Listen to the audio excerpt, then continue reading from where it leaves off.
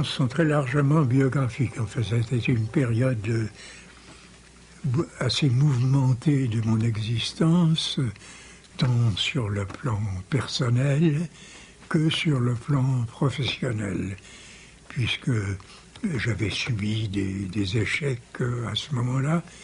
Et pour ces deux raisons, bon, j'avais un peu le sentiment que, au fond, je ne ferais jamais une carrière et que j'étais un peu tombé dans l'isolement. Avec une audace extraordinaire, Lévi-Strauss a donc écrit Triste Tropique en écrivain, disant « Voilà comment j'ai vu et qui je suis ». Quelle audace! Et s'affirme. Faut-il narrer par le menu tant de détails insipides, d'événements insignifiants? L'aventure n'a pas de place dans la profession d'ethnographe. Elle en reste seulement une servitude. Elle pèse sur le travail efficace du poids des semaines ou des mois perdus en chemin. Des heures oisives pendant qu'un informateur se dérobe. De la faim, de la fatigue, parfois de la maladie. Et toujours de ces 1000 corvées qui rongent les jours en pure perte et réduisent la vie dangereuse au cœur de la forêt vierge à une imitation du service militaire.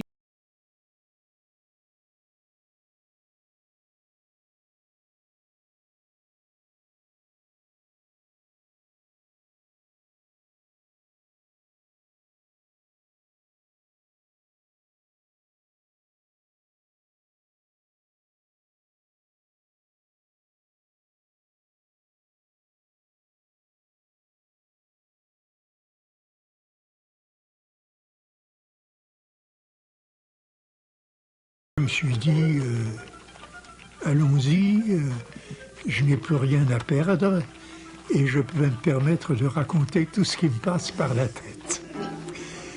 Et c'est dans ce sentiment de liberté que j'ai écrit Triste Tropique que, alors vous me parlez de son plan, de son organisation, je l'ai un peu conçu comme un opéra, avec des grands airs, des récitatifs, des donc parties qui tendent à expliquer au lecteur ou à l'auditeur ce qui est en train de se passer, d'autres qui cherchent à l'émouvoir. Enfin. C'est donc un aventurier, en acceptant d'écrire ce livre pour cette collection en devenir, mais aussi un explorateur d'une œuvre à venir, qu'il sentait intuitivement. Et il s'y est attaché avec une telle fougue qu'il a écrit un livre d'une grande subjectivité, alors qu'il est, comme chacun sait, le père du structuralisme, donc attaché à l'objectivité. Il y a là la rencontre de deux hommes. Quand je suis rentré du Brésil au début de 1939, ma première idée avait été d'en faire le sujet d'un roman.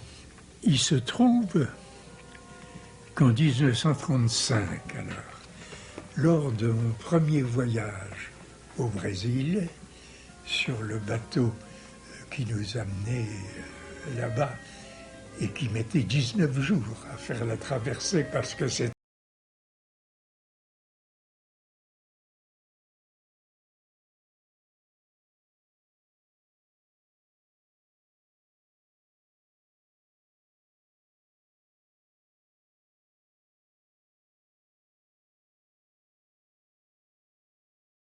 écrire de la façon la plus exacte possible un des couchers de soleil que je pouvais contempler sur le pont du bateau.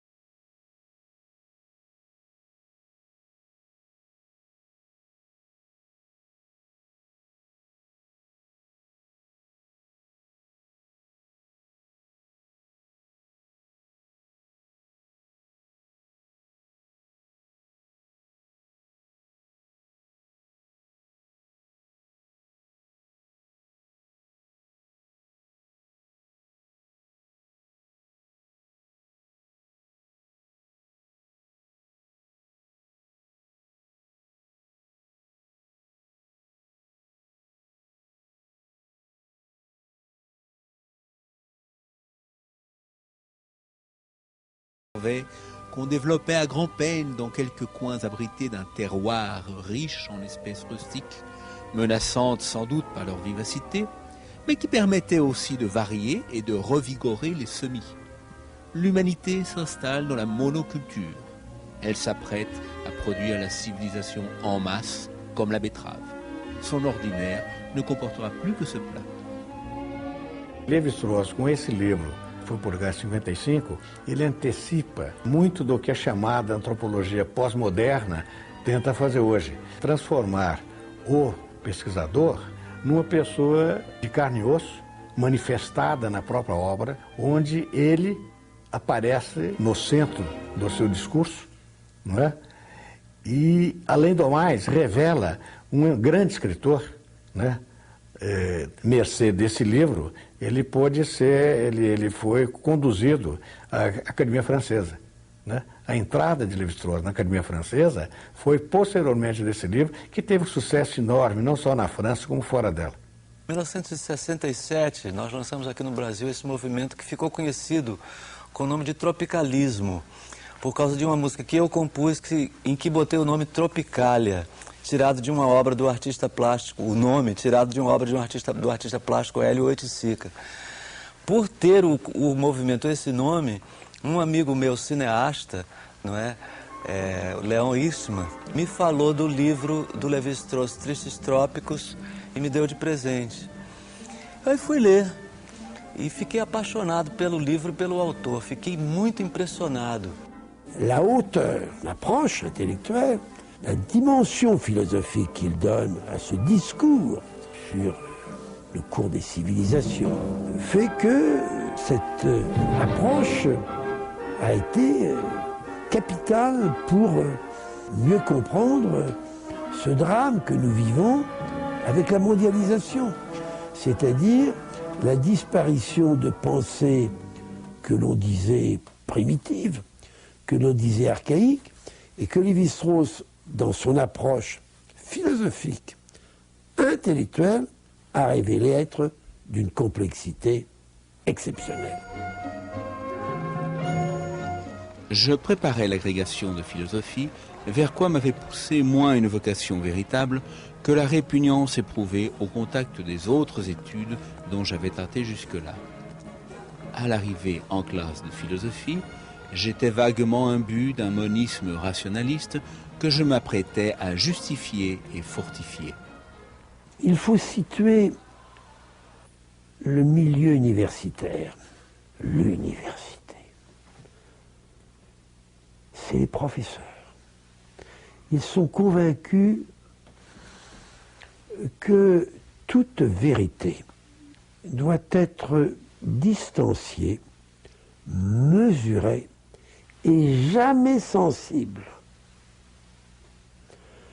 Jamais de discours trop personnel. C'est déjà de l'anecdote. C'est déjà un épanchement de sensibilité. C'est de la littérature. Ce n'est pas scientifique.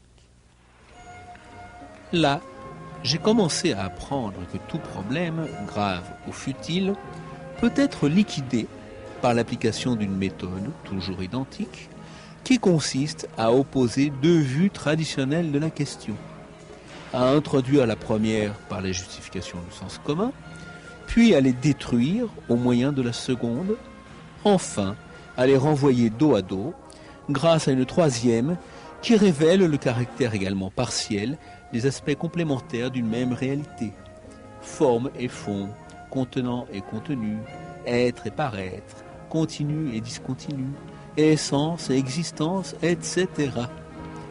Ces exercices deviennent vite verbaux, fondés sur un art du calembour qui prend la place de la réflexion. 5 années de Sorbonne se réduisaient à l'apprentissage de cette gymnastique dont les dangers sont pourtant manifestes. J'ai été élevé dans un milieu où on faisait de la peinture, on en voyait beaucoup. Mon père m'amenait tous les dimanches au musée du Louvre.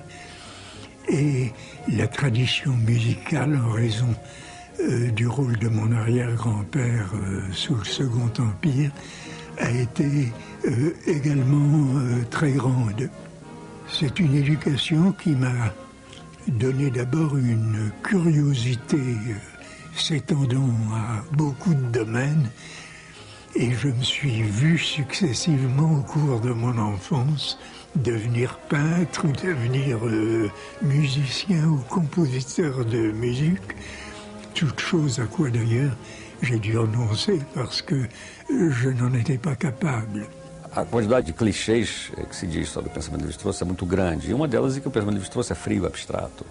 E é um pensador lógico, que privilegia o aspecto lógico. E, na verdade, é um dos pensadores que mais escreveu, um dos antropólogos que mais escreveu sobre a arte, sobre a dimensão sensível da experiência, né, foi Lévi-Strauss. Probablement, l'influence la plus profonde, c'est l'importance qu'avaient pour moi et qu'ont toujours pour moi les données du monde sensible. Ce qu'on peut voir, ce qu'on peut entendre, ce qu'on peut toucher. Je me demande parfois si l'ethnographie ne m'a pas appelé, sans que je m'en doute, en raison d'une affinité de structure entre les civilisations qu'elle étudie et celles de ma propre pensée. Les aptitudes me manquent pour garder sagement en culture un domaine dont, année après année, je recueillerai les moissons. J'ai l'intelligence néolithique, pareille au feu de brousse indigène. Elle embrasse des sols parfois inexplorés. Elle les féconde peut-être pour en tirer hâtivement quelques récoltes et laisse derrière elle un territoire dévasté. Le père d'un de mes camarades de classe, il m'a engagé à lire les premiers ouvrages de Freud qui commençaient à être traduits. Et ça m'a très profondément marqué, non pas en ce qui concerne les aspects thérapeutiques de la psychanalyse, mais une philosophie qui s'en dégageait et qui me révélait